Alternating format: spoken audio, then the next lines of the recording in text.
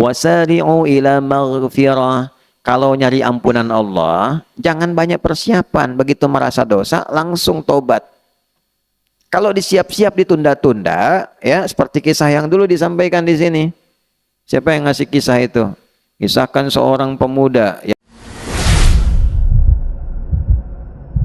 Billahi minasyaitonirrajim. Wasari'u ila maghfiratin mir rabbikum wa jannatin arduha as-samawati wal ardu uiddat lil muttaqin.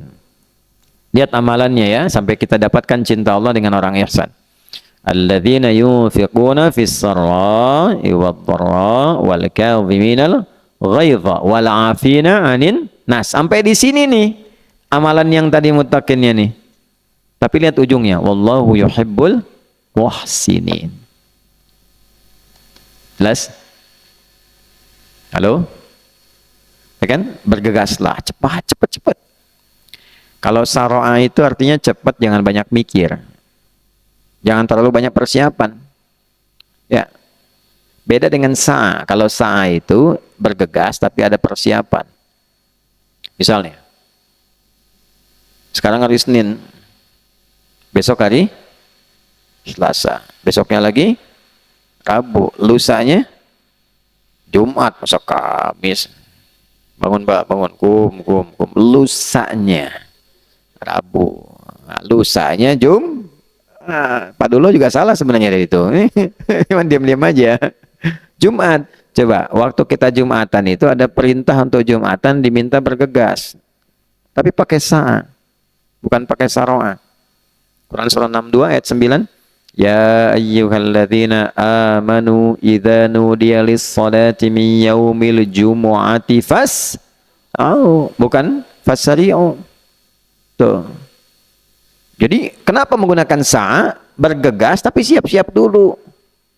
Ya, Auriga lagi mau main kamera, mau moto nih pas Jumatan tuh. Sebentar lagi mau masuk Jumat. Nah, siap-siap, simpan kameranya, fokus, ya, mandi dulu, pakai minyak wangi dulu, berangkat.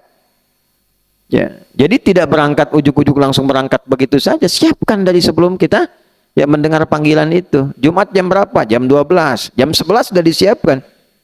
Ada yang nyiapin saking tingginya imannya dari jam 7.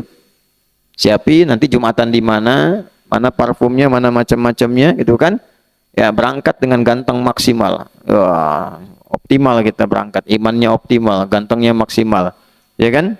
Handphone dimatikan dulu. Handphone itu urusan dunia. Makanya dunia itu semua materi. Kita mau cari akhirat. Kalau dunia, handsome nggak penting. Yang penting handphone, jik. Tuh kan? Nah, tapi kalau urusan akhirat, nah itu hati kita yang dibawa. Supaya bisa lebih optimal. Berangkat pakai fas'au. Tapi kalau saro'a, wasari'u, nggak usah banyak mikir, nggak usah persiapan. Wasari'u ila maghfirah. Kalau nyari ampunan Allah, jangan banyak persiapan. Begitu merasa dosa, langsung tobat. Kalau disiap-siap ditunda-tunda, ya seperti kisah yang dulu disampaikan di sini. Siapa yang ngasih kisah itu? Kisahkan seorang pemuda yang tiba-tiba berdosa, tobatnya ditunda untuk besok harinya, ternyata malam meninggal. Hah? Siapa tuh? Oh, Zik. Tuh. Zik lah, Zik. Tuh kan? Tobat langsung. Terus saya ke toilet dulu, pulang dari toilet tobat nggak bisa. Ya. Tobat salah, langsung tobat. Innamat taubatu 'ala Allahi lilladzina ya'maluna su'a bijahalatin tsumma yatubuna min qarib.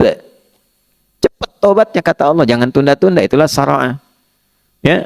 Nanti ada orang yang setelah itu dia berharap mendapatkan tempat pulang seluas langit dan bumi. Wa jannatin arduha as-samawati wal ardu 'iddat lil muttaqin. Nah, orang takwa, ada golongan takwa. Takwanya yang mana nih levelnya?